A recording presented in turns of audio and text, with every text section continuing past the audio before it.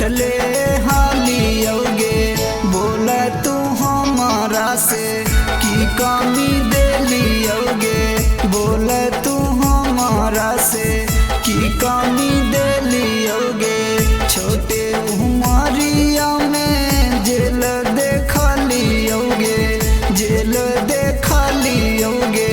बोल तू हमारा से की कमी दे लियोगे। बोल तू हमारा से की कमी दे लियोगे।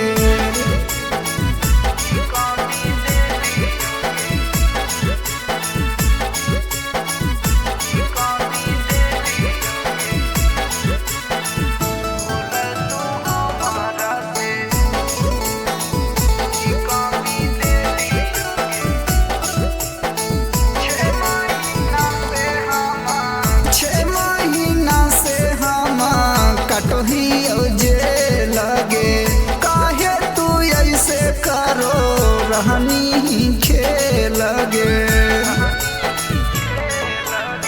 6 महीना से हम कटोही जेल लगे। काहे तू ऐसे करो रहनी खेलगे। सबके कहला का पर सदियों हो कैलियोगे। सदियों हो कैलियोगे। बोले तू हमारा से की कमी दे लियोगे।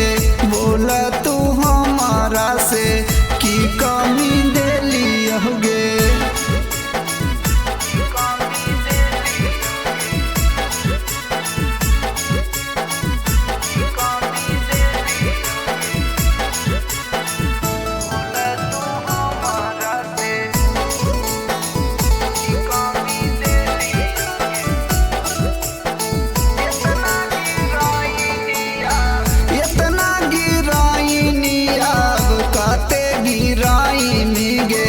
बोला तू हमारा कहिया अपनाइनिगे।